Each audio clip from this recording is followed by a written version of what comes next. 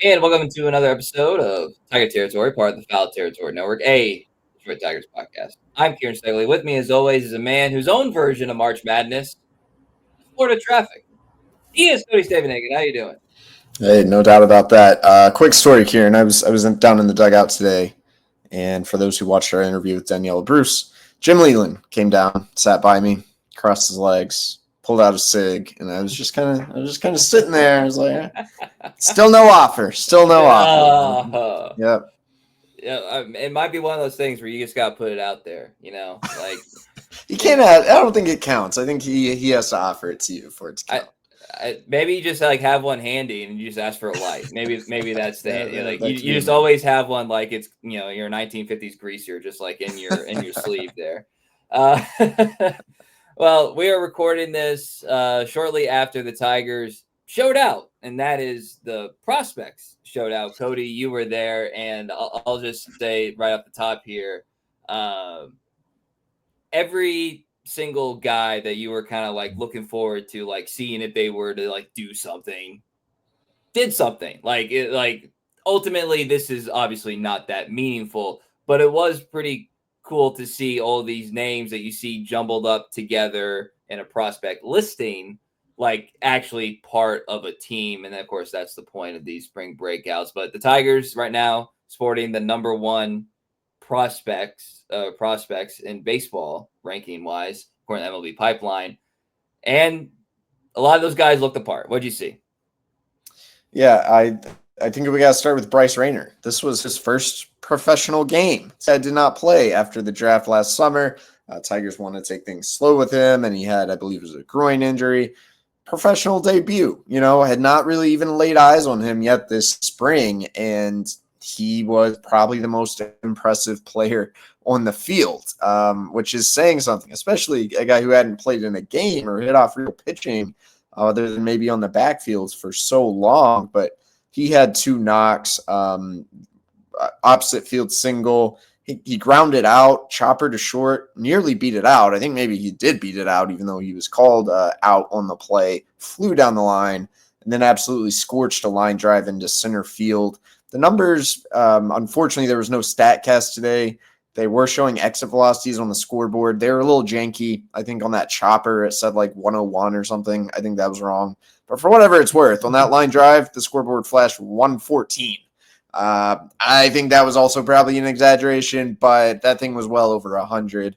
Bryce Rainer hit it hard. Didn't see a ton of tests at shortstop, but he moves really well. Alan Trammell before the game was low-key raving about him. I mean, Tram talks positively about everybody, but it was like a different level talking about Bryce Rainer's defensive prowess. And then he's got plenty of arm from that position as well. So really could not be more impressed with our first sighting of Bryce Rainer on the field.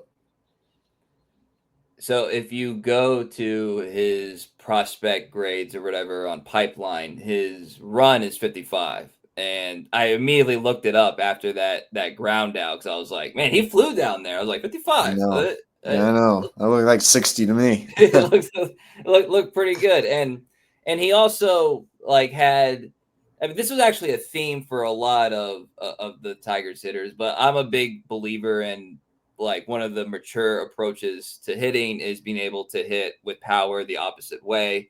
That's going to be especially key if you're heavily left-handed. Hey, the major league team's heavily left-handed. Hey, guess what? A lot of lefties in the lineup today, Cody, as well. It might be a little pattern there. But like he showed like a mature approach to the plate. I mean, I'm not going to try to scout his swing, but there were dudes throwing gas today. You know what I mean? Like, and he seemed like on it. And again, for like first debut, you want to talk about butterflies and all that stuff. Like, he definitely lived up to the moment, and that's all you can really ask for. I would have liked it, like you said earlier, to see a little bit more defensively, just to kind of see. But if the speed and just general athleticism you see at the plate is any indication of what he can be in the field, overall, I feel pretty optimistic there. But to me, Cody, the story of today's showcase is Max Clark. And it's not because he did like over the top spectacular stuff. It's just that Max Clark is a story. He's been a story, like really his entire life. I continually am impressed with just like the way he carries himself. Like he has this like sense of the moment so much. I talked about it last time where he had the sack fly when he got called up for his first at bat, with the quote unquote major league team. And I was like, there was no way he was going to let a hittable pitch like go by him. You know what I mean? He wasn't going to like sense it out. Like, no. He's attacking. And he attacked in multiple ways today as well. Again, hitting the ball hard, hitting it opposite field, gets credit for a double there. Had the like baseball IQ play of the day, throwing out a runner at second base. And the more you look at that there's not that many like in the field kind of quick twitch moments that you can just kind of see right away, just in general. And that was one of them because he had to make an instant decision and read to throw the ball at second base because that's not the quote unquote right play. You know what I mean? Like he read it perfectly, made a good throw, was also a good snag to get the out.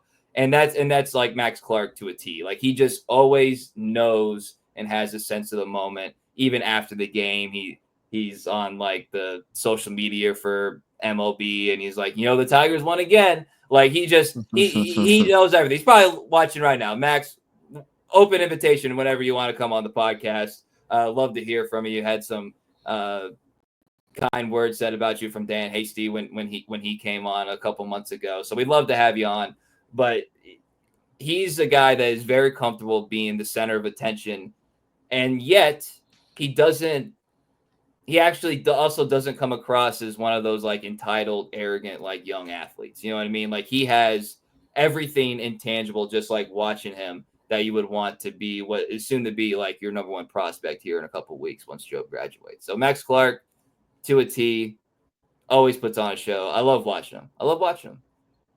Yeah, I mean, Max Clark's kind of a fascinating player, a fascinating person. I talked to about everyone I could about Max Clark Sunday. There's a little bit of a bigger story about Max and kind of the dynamic of his celebrity on The Athletic Monday. Hope you guys will read it.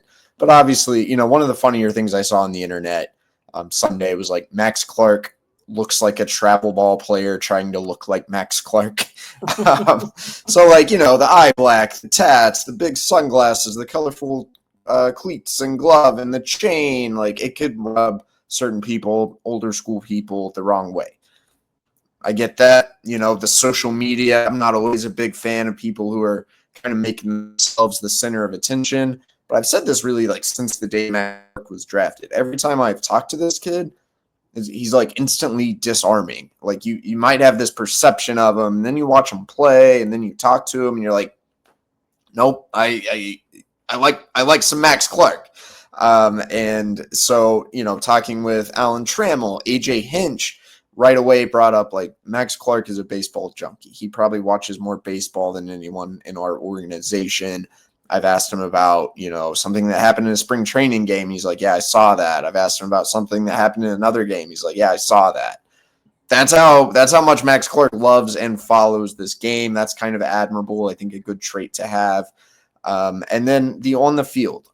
Look, there was a softly hit ball that fell in front of him in center today. And if I were a scout, I'm probably taking note of that. And then the play you mentioned, right when that ball left the bat, I was watching the runner from first, and I saw Max Clark just making a beeline toward this ball. And I was like, yeah, this guy's not getting third. Well, Max fields the ball, comes up firing. The dude realized he had no chance to get third. And then, like you said, it wasn't just that he prevented the runner from getting to third because of how aggressively he read and attacked the ball, and then the adjustability to throw to second. That was cool. He also flicked the ball the other way, fell, hit off a diving fielder's glove. Before that ball even bounced away from the fielder, Max Clark was thinking two, turned it into a double. Those are the types of plays that are going to make Max Clark a really fun, exciting, dynamic player in the way we kind of think of Parker Meadows when we talk about all the other things he does that affect the game. I don't know if Max Clark will hit 25, 30 homers in the big leagues. That's kind of what scouts see mixed on right now is like, can he develop power? Is he going to continue to hit the ball on the ground too much? Is he an okay bat or is he a really good bat? Regardless, we saw things today that are the reason he is a highly touted prospect and should be a pretty high floor big leaguer, kind of regardless of how that bat eventually develops. There's also an element that you can, and look, I'm just watching it on my television screen. You were there today, so if anything I'm saying is incorrect, please correct me. But there also seems to be like a gravitational thing with Max with teammates, because like he like McGonigle gets a hit when Max is on second. He is immediate. I know it's McGonigle. We kind of know they're the bromance, but he immediately is like hyping McGonigle up the other way. Mm-hmm. And he has like the personality of which like nobody on the Tigers has, nor is probably the past couple of years have we seen. You know what I mean? Like Riley Green's awesome. Riley Green's great, but he doesn't have this like aura about him the way like Max Clark does at this young age. Like Parker Meadows, we've talked to Parker. I love Parker. Parker talks about how he wants to show them more emotion. You know, not many baseball players at large have Yeah. this sort of aura. And then this is my story in a way that the sport, even though the sport has changed, it still kind of discourages that level of individualism. So it's an interesting dynamic. I'll be interested to see what that looks like as Max gets closer to the big leagues. If you're not a star player, are you going to be, permitted to kind of act or look or whatever it may be? But in a way, I like that the Tigers have let him be himself. No, for sure. And it's a little bit of a, like you have the AJ Hinches and the Scott Harrises of the world that you could never imagine themselves being like that. You know what I mean? But they also probably recognize that this is like, we have to let him be himself in order to get the best version of himself. And I would imagine that you talked about like talking to them and being disarming. The pre-draft meetings, I imagine it was probably a 10 out of 10. Yeah. Like, you know what I mean? I'm sure he made a great impression on everybody. And so like he's the tattoos and like everything is just like one of those, like it could go this way, but because it's Max Clark, it goes only in a positive direction. So yeah, everything's gravy right now. We'll have to see as he gets closer, like you said, but it certainly is fun. And you know, among some of the other players that we saw today, like I mentioned McGonigle, but you know, we've seen a decent bit of him this spring just because he's a catcher. But Tyrone Lorenzo like had a couple nice moments. Brasinho, I thought he looked comfortable at first base, and I only say that because I never seen him play first base. So like I was looking to see whether he looked comfortable. He looked comfortable there. They obviously look good behind the plate, and hao-yu also like had an infield single. He played like hao-yu. Like there was we even saw Roberto Campos like have a couple of nice moments. Campos low key has been gotten back on my radar, done some nice things this spring. Just you can tell he has improved a lot, and like we pointed out a couple weeks ago, still really young. Interested to see what's going to happen there. I don't want to say a down note, but hao-yu. Did I say this already? I just Scout texted me a couple weeks ago. It's like hao-yu stinks. I was like, oh my god. I don't know if he stinks. I have been impressed with him in the field. When we had JJ Cooper on, he was talking about how hao-yu moves really well, how the metrics actually love him. I see that, man. I see it. At the plate, it's spring, so it's hard to know, but I have not seen him be on time or drive the ball with authority really at all. I mean, he had one, I think, double in a spring big league spring training game, but even today, I mean, the Braves, their first couple guys on the mound were pretty good. But he just looks a tad late. Like I see him look quick twitch in the field, something about like the arms, the hands. I'm not seeing him be real quick twitch at the plate. I don't want to put too much stake into anything in spring, especially these guys playing in big league spring training games. But for the guy who was the talk of like the first week of camp, after seeing him play more and more, like, I want to see. The big question with him is like, how much power is there? Well, we haven't really seen hardly any power, and the hit tool is supposedly a plus. That hasn't necessarily shown up in games yet. Is a fair point. What about Kevin McGonigle? You know, this your first time, like, or I don't know about first time, but my first time kind of like watching like a complete game of his. And like I get like Colt Keith circa, 20, 21, 22 vibes. That's probably just me being lazy with it being left-handed hitters. But his stroke is the purest, dare I say, in the system right now. Like it just like it looks ready-made. And I've thought that since his like showcase highlights when he was drafted, but he looks like a ready-made hitter, more so than even like a Max Clark. And we saw him a little, we still don't really know what he's going to be in the field. Probably not that important. It seems like he's athletic enough to handle most positions. He had a long almost play today. But Kevin McGonigle, we just wax poetic about Max Clark here. But if I had to like bet on a tool, I'd probably bet on McGonigle's bat over pretty much anything. Yeah, I mean, we know the sheer hit tool is legit. In a way, the Colt Keith comparison holds up, and that lefty bat, a little more contact than power, but McGonigle's exit velocities far exceed anything Colt Keith has ever posted. This guy hits the cover off the ball, which maybe gives hope that he can eventually grow into a little bit more power. Obviously, shorter profile and kind of the short arm, short levers, as scouts like to say, like that shows up in the batter's box. This guy is going to make consistent, solid contact, which is encouraging. We will see if he can develop a little bit more power, pull side power. My big question all spring was like the field, is he a shortstop? And unfortunately, I still don't know. I haven't really got to see him. I was disappointed today pregame. I walked down on the field and I knew he was playing third in the game, but I was like, oh, maybe he'll take some infield at short. No, he was at third. I just want to see this guy take more ground balls. I still don't know. Ryan Garco told me today that their internal metrics had him as a plus shortstop last season. I'm not sure. I still haven't seen enough. I'm not saying he's not, but I think that's, in a way, an important question with him. Now, he could just as easily play second base, but like you start talking third base, corners, there might be a little more need to have him become a guy with 20 homer plus pop.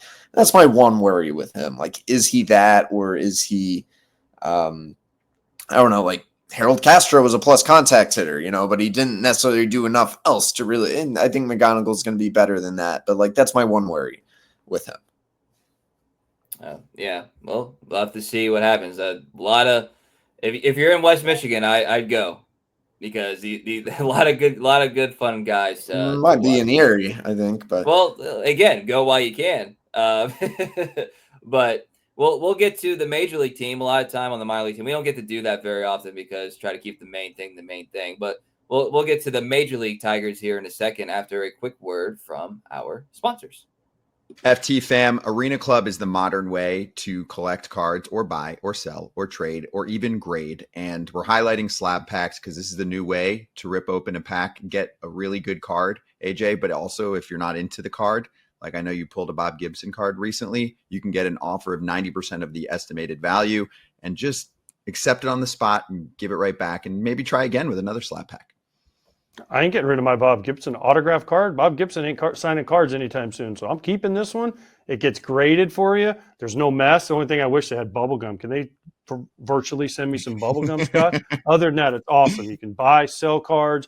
They grade them instantly for you. And physically, you can also get the cards if you want them. So I'm all for this. This is one of the coolest things I've ever seen. Yeah, those cards are in your showroom in the app. And then, of course, you can get the card physically sent to you. So right now, you can get 20% off your first slab pack or card purchase by going to arenaclub.com/FOUL. That's arenaclub.com/FOUL. Code FOUL for 20% off your first purchase. All right, coming back here. Speaking of one of the themes of the week here, Cody, was kind of defensive.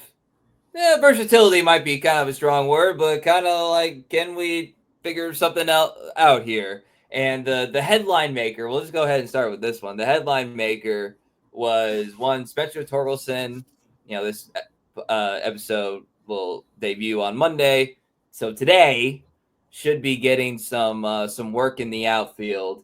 And I gotta tell you, I gotta tell you, Cody, this is something that we had discussed privately. This is something that we had discussed on this podcast as a, why not? At a certain point, like, why not? And we had not gotten any indication. In fact, you had talked about, like, it just wasn't going to happen. Well, push come to shove, and everybody's hurt, and Torque is hitting the ball a little bit here in spring training. He's finally going to get his chance in outfield. So, what do you make of this admission, I guess you could say it, from the Tigers with Torque getting a little corner spot action?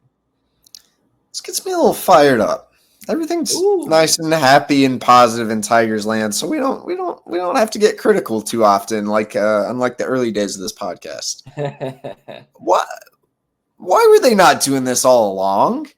And this is another thing that bothers. The Tigers are smart now, like they actually are, but they're smart to the point where sometimes you get these little quips toward the media like, oh, I can't believe you guys didn't think of this. Can't believe you didn't see this coming. Right. And we spend all these time throwing around various ideas, going around in circles, and they do something else. And then it's like, oh, come on, really? You didn't know that? This seemed very obvious. And I don't know if Spencer Torkelson is going to be good in the outfield at all. I think he would have a chance to be more serviceable if the Tigers had told him in October, hey, Torque, there's a possibility, we could construct this roster a few different ways. There's a chance we move Colt to first. We want you, go take some fly balls. We know you're down there with our coaches. Go take some fly balls. Maybe, come down to Miami, hang with George Lombard for a week. We just want to be able to build that in your skill set, because if you want to be on this team like everyone else out here, we want you to be more versatile. They didn't do that. And then they started telling people they just didn't think he could do that. And then the guy resurrects his bat, starts hitting a little bit. Oh, well, maybe we should have Torque play the outfield. And if this looks terrible and isn't viable, that's partly because they threw it on his plate the last minute in spring training. Now, part of the reason AJ Hinch gave was like, we really just want him to focus on his bat, the adjustments he had to make at the plate this winter. Didn't think it was a good time to put more on his plate. Maybe that's a fair answer. I still kind of counter with I don't know. Then he had to listen all off season to people like us saying he probably doesn't have a path to the roster because he's only playing first base. Mm-hmm. I'm not sure if that was good for him. And in a way, he's had a great spring. And we were saying as recently as last week, I just still don't see a roster path for him. Well, if he can play corner outfield, then he doesn't have to play there a lot. AJ Hinch wanted to be very clear. This is just a sprinkle in. But it gives them a possible in-game move. If Torque hits, this could easily become more than just an in-game move. I went from not having him on the roster to now being like, this changes everything. I now kind of think Torque is going to be on the roster. They're trying to act like it's not a big deal, but I think it's a huge deal, and I don't really see why this was just now thrown in. You could argue the injuries, but AJ was also asked exactly that. Would this be happening if not for Parker being out and Vierling being out? And he was like, no, it's an option. Why not try it? Which is what I've been saying for a very long time. Why not try it? Yeah, why not try it? I got texted about this a couple days ago from a buddy, and he you could tell he didn't really want to show his cards about how he felt about it. So I was just like, yeah, I like it. I like it. I think it's why not? And I know it's different regimes and blah, blah, blah. I know it's not apples to apples, but I was like, hey, I had to watch Christian Stewart play. I went and looked this up, play 134 games in the outfield while a member of the Detroit Tigers. All right. I just think it can be possible is what I'm saying. And Torque, with one of the frustrations about any shortcomings he has, this is going to be me speaking out both sides here, but one of the frustrations about his defensive shortcomings is obviously we all recognize the athlete that he is. That's why it's when he, when you see him in a pop fly and it's not the best read, you get frustrated because you think he can. And so I say that to say I don't think he's going to be some Gold Glover or anything in the outfield, but he has always athleticism has been a trait of his. Everything that people have asked out of Torque has been to utilize more athleticism. That's at the plate, that's in the field, right? So like in theory, like that exists is basically my point there. And I just think that if you are trying to build a roster that has as many options as possible, you say you want to put too much on his plate. Okay, my counter is, well, you're doing it now. Is that like not too much, too late?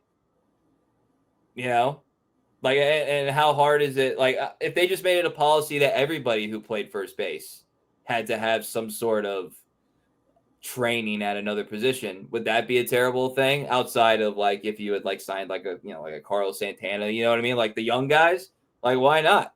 So, you know what I'm thinking now, Kieran?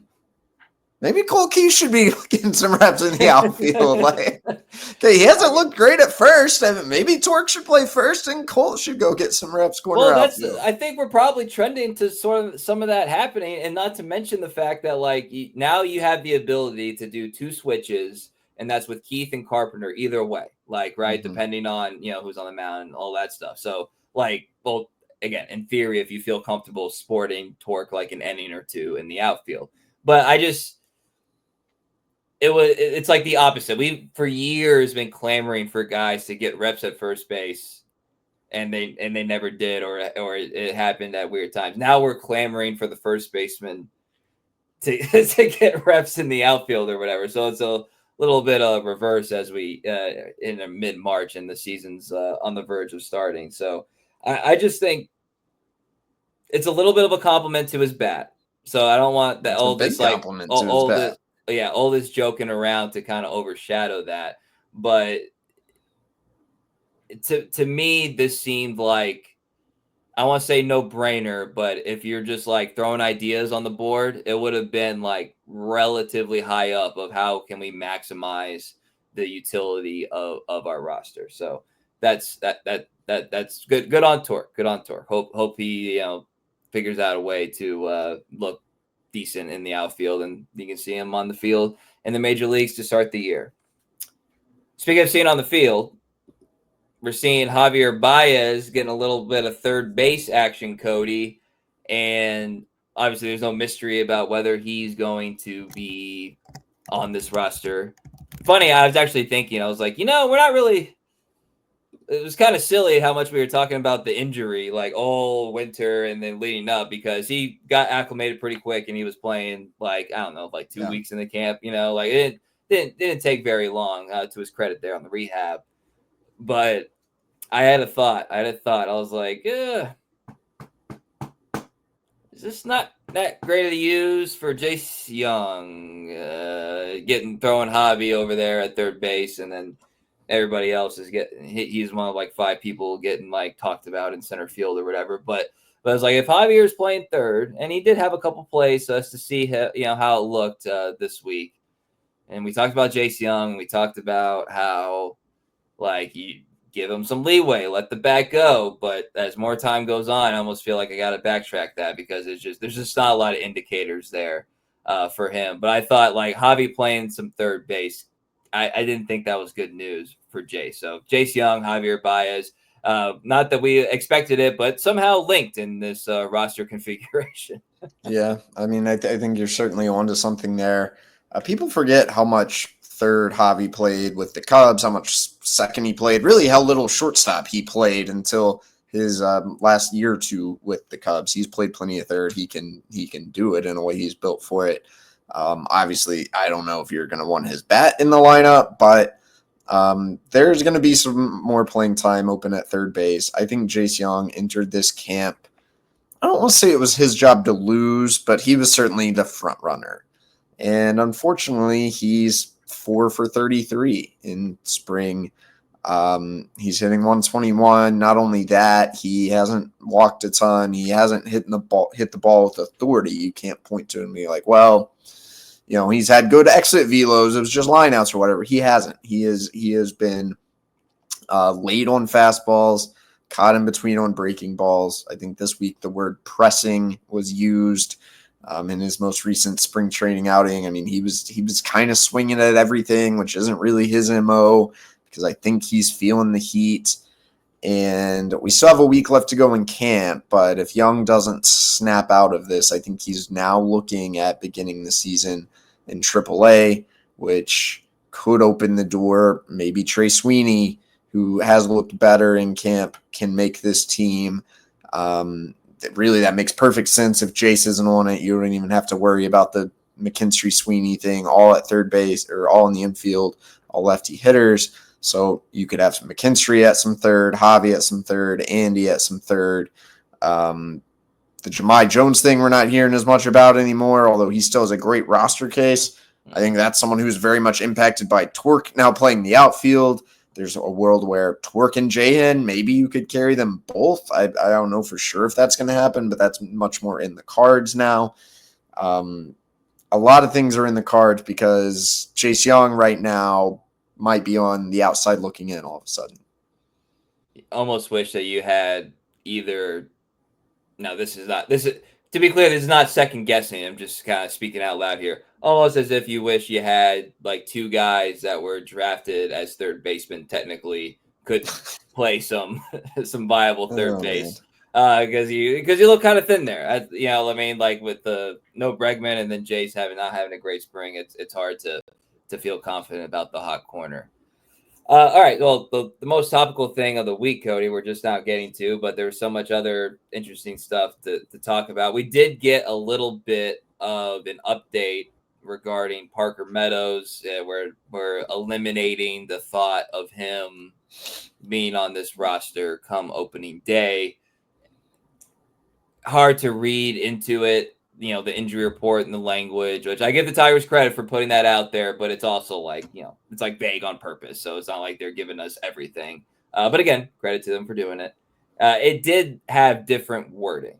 It did seem like there was something a little bit more tangible there about like what he was doing, how it made it seem like the nerve was firing a little bit is kind of like how I just like loosely interpreted it. So I don't know if there's anything more that you can add there, but the biggest thing is that he will not be, starting in center field on opening day. But it's at least hopefully that means he's also like progressing. They have some idea of a timeline. Maybe. Yeah, I don't know. I'm not a doctor. I don't have the full medical breakdown. If you guys want to go read about the musculocutaneous nerve or whatever, it is also confusing and probably won't really help you understand what's going on all that much. He has a nerve issue. He's not going to be ready for opening day. I think we had seen this coming for a while. Now it's official, and I guess that reopens the question, like, who is playing center field? Winsel Perez, he missed several days with lower back tightness. He had to get a cortisone injection, had me scared for a little bit. In a way, still, anytime a guy's getting injections is back, that's scary, but he's back on the field. He's probably going to be on the team. He's going to play a lot of center. Riley Green, no coincidence. Another thing we had kind of been calling for, been getting some looks in center field. I think there's still a good case that maybe Riley should spend more time in center until one of these other guys gets back. But that is certainly open for debate and can depend on a lot of other factors. Our guy Javier Baez, there's also been whispers, could he play some center field? I think he did it in maybe a backfield game, which is a little bit crazy to think about, but based on the athlete Javi is, there's no reason to think he couldn't. I think also that'd be putting a lot of wear on tear, maybe on Javi, who is an older guy. Obviously, he's not someone you want to protect to the degree of Riley Green, but I'm a little more skeptical of like how much of that we're actually going to see. But we have some options. This picture at least is now more clear. I'm not sure you feel good about it, but at least we know what's going on. Yeah. I mean, the Perez thing was getting pretty worrisome, and again, I'm not gonna say it like over it, but that was one that it was getting to like teeth clenching time. It's like, all right, what's like really going on here? And as much as everybody like wants to just like, keep the Gold Glove caliber, I'm like paraphrasing Darren Dickerson on the radio today, like keep the Gold Glove caliber left fielder. Again, like at a certain point, like your better lineup is probably going to have Riley in center until some of these guys get healthy. So we shall see. We shall see. It's a good problem to have, that like you have somebody you actually feel comfortable playing center in this really kind of dire situation, even though you like don't necessarily want him to have to do that. You know what I mean? So So that's something that at least you can feel good about having somebody pretty dang solid back there in center field. So, all right, Cody, real quick here. We'll tease this for our next episode. We'll do a little bit more pitching stuff in our next episode. But you got any sort of like topical thoughts here on the rotation kind of tightening up a little bit? I mean, yeah, this competition is going to come down to the wire as Casey Mize continues to look lights out. Kenta Maeda, I was told Sunday, Kenta Maeda is on this team. So I know some people get mad at us for saying that. I'm sorry you don't like to hear reality. Getting paid, he will be on the team. Will he be in the rotation or the bullpen? I don't know. I think Mize has made that a much more interesting question. I still think the performance of Brennan Hannafy has made that a much more interesting question. Someone, probably either Hannafy or Mize, is going to get some bad news at the end of camp. There's a world where the Tigers could use Maeda out of the bullpen, have a platoon neutral splitter. Maybe you feel okay about that. But now Jackson Jobe got beat up a little bit in his most recent outing. The stuff is so good, Kieran, but he hasn't put guys away. The walk rate's a little higher than you want. The strike rate is lower than you want this spring. Obviously, the ingredients are there to work with. It becomes an interesting question. And then there's still the whole prospect promotion incentive situation where if you start Jackson Jobe in the minor leagues, you probably got to keep him down until I don't know when. What you don't want is him coming up, pitching well, winning Rookie of the Year. If he finishes a top 2 vote getter, he gets a full year of service time, even if you've kept him in the minors until June. So in a way, that's a tough situation. Makes me think maybe Jobe still has an edge. But here in the final days of camp, one shaky Jobe outing, maybe he has us viewing this a little bit differently. This thing's going to come down to the wire. I don't know how it's going to shake out. A lot of prisoner of the moment stuff. I love it. That's what spring training is all about. All right. You guys can follow us on X, formerly known as Twitter, at Cody Stavenhagen. I'm at Kieran_Steckley, pod page at Tiger Territory _ YouTube, Instagram, all the social medias, Apple, Spotify. You guys know the drill. Follow us, subscribe, 5-star review if you feel so inclined. So for Cody Stavenhagen, I am Kieran Steckley. Everybody have a great day.